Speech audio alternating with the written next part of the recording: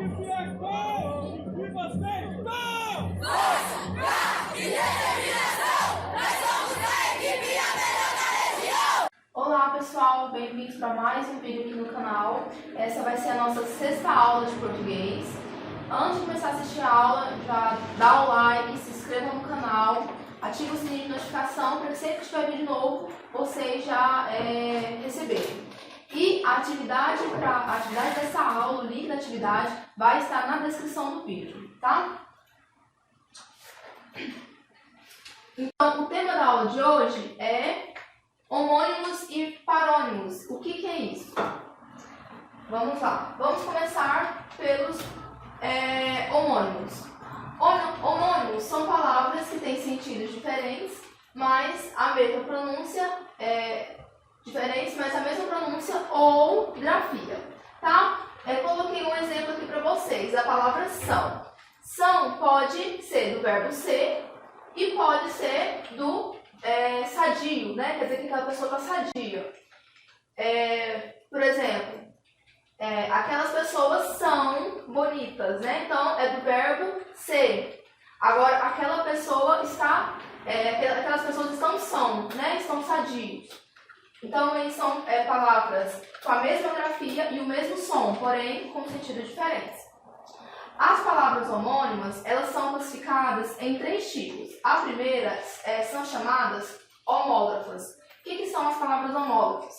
São palavras iguais na grafia, na escrita, porém diferente na pronúncia. Elas são exatamente igual, tá, na grafia, porém são diferentes na pronúncia. Olha só, a gente tem a colher, né? Colher verbo e colher. Colher substantivo, né? Por exemplo, vamos colher aquelas flores ou aquelas plantas.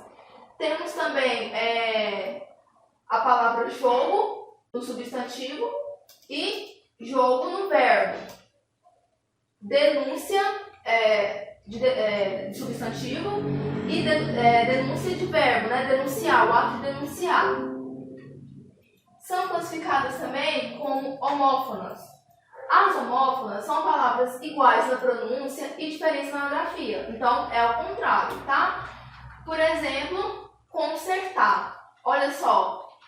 E consertar com S, tá? Então, aqui a gente vai consertar com C e consertar com S, porém a pronúncia é a mesma, tá? Ó, consertar, harmonizar e consertar, reparar, tá? Tem diferente. Outro exemplo, acender e acender. Aqui é com C e aqui SC, porém a pronúncia é a mesma. Esse aqui é o acender de atear e esse aqui acender de subir, tá? Então são palavras exatamente iguais na pronúncia. E temos a terceira classificação, que são as perfeitas. As perfeitas significam o quê? Que são iguais na grafia e na pronúncia. Exemplo disso. Caminho, substantivo, e caminho de verbo, tá? Olha só, caminho, a gente tem um caminho para percorrer e eu caminho. Perceberam? Outro exemplo, cedo de verbo e cedo, advérbio de tempo. Outro também é o livre de adjetivo e livre de verbo, tá? Então, esses são alguns exemplos. Mas a gente tem mais exemplos de palavras homófonas, né? Que é aquela palavrinha mal, né? Mal com L e mal com U. A palavrinha mal com L é o contrário de bem. E a palavrinha mal com U é contrário de bom. Então, como saber quando utilizar? Por exemplo, hoje eu estou passando muito mal. Mal com L. Quanto que eu sei que é mal com L? Porque se eu colocasse a palavra bem aqui, encaixaria perfeitamente, faria totalmente sentido. Por exemplo, hoje eu estou passando muito bem. Olha só como soou para os ouvidos. Então, eu utilizo a palavra mal, com L. Agora, se eu, por exemplo, falasse, hoje eu estou passando muito bom, faz sentido? Hoje eu estou passando muito bom? Não faz. Então, assim que a gente sabe quando usar. Mal com L, contrário de bem. Mal com U, contrário de bom. Outro exemplo, você é um mal, com L, que atinge as pessoas. Vício é um mal com é uma alcatícia de pessoas. Próxima frase. Esse menino, agora com mal comum. Esse menino foi um mau aluno durante o colegial. Olha só que a palavra bom encaixaria perfeitamente. Esse menino foi um bom aluno durante o colegial. Tá vendo? Dá o ouvir, né? Faz sentido. O mau exemplo não deve ser seguido. Ó, o bem exemplo não deve ser seguido? Não faz sentido. Faz sentido o quê? O bom exemplo não deve ser seguido. Faria sentido. Tá? Então é assim que a gente sabe quando utilizar o mal com L e o mal com U. Também outras palavras homófonas, ó, o mais, né? O mais com I, o mais sem o I e o mais com acentinho, né? Olha, repare para vocês, vê que a pronúncia é a mesma, mas, né? Olha só, mais com I, mas indica a soma ou aumento da quantidade de algo. Mas sem o I pode desempenhar o papel de substantivo, conjunção ou advérbio, né? Aquele famoso porém, né? E o mas com S é contrário ao que é bom, tá? Vamos ver exemplos para vocês entenderem melhor. Na primeira frase, eu estou usando mais com I. Olha só, quero ir mais vezes para a Europa. Esse mais aqui está acrescentando algo, né? Quantidade, ó, mais vezes para a Europa. Ó, a próxima frase. Sou muito calmo, mas estou muito nervoso agora. Esse mais aqui, ele está desempenhando um papel de conjunção. Ele está explicando o que foi dito anteriormente, né? O que encaixaria bem aqui? O porém. Olha só, sou muito calmo, porém estou muito nervoso agora. Né? Então, é uma dica também para vocês saberem quando usar o mais com S, né? Então, se está desempenhando papel de substantivo, conjunção ou advérbio.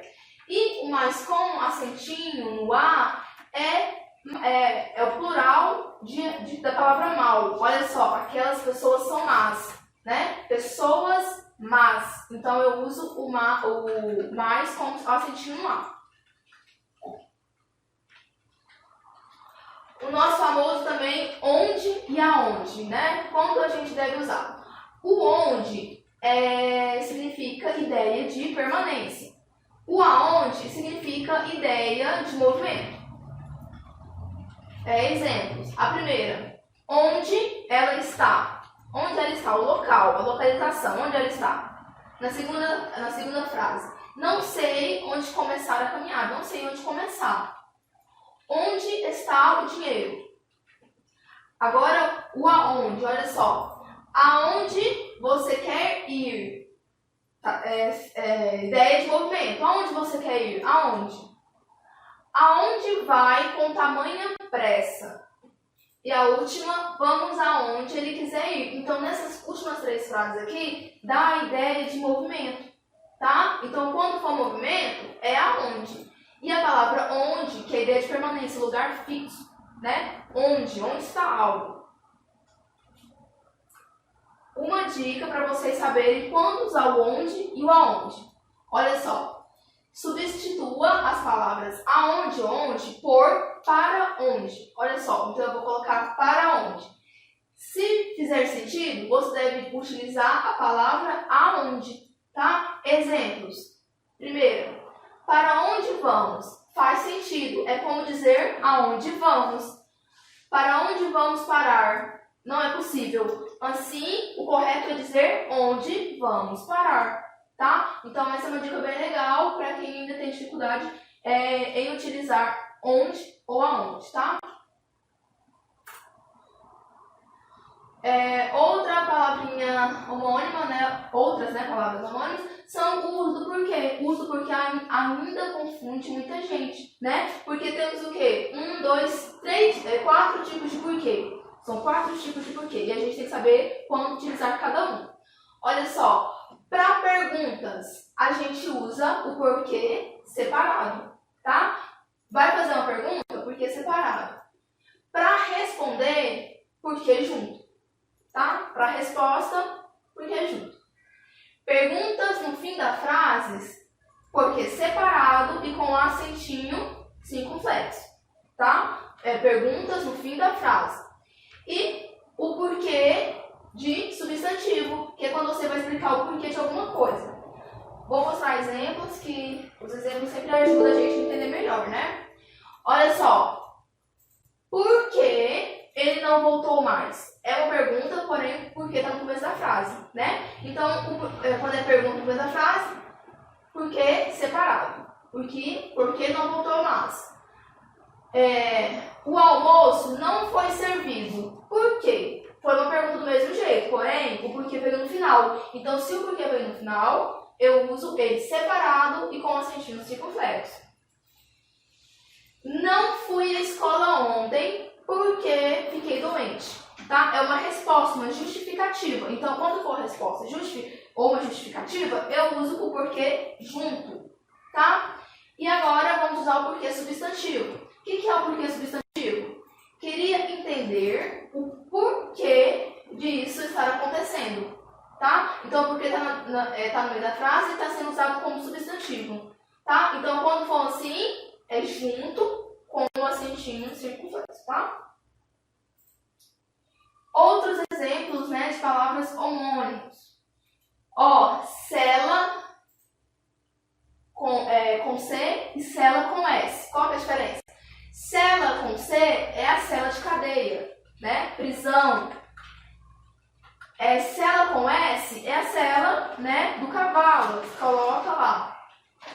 Assento e assento. A primeira com C e a outra palavra com 2 S. O acento com C é o sinalzinho gráfico, né? Isso aqui, ó. Isso aqui é um acento, né? E acento com 2 S é o lugar de sentar, né? Ou um assento aqui para me sentar. Então, são palavrinhas que confundem demais a gente na hora de escrever, né? Que às vezes a gente esquece e tal. Então, é sempre bom estar dando uma estudada. Olha só, outras palavras, né? Apressar com C cedilha e apressar com 2 S.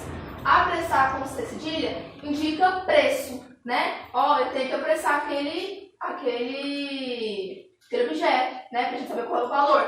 E apressar com 2 S é acelerar. Apressa aí que eu quero aquele documento para ontem, né? Então, você está querendo que a pessoa acelerar.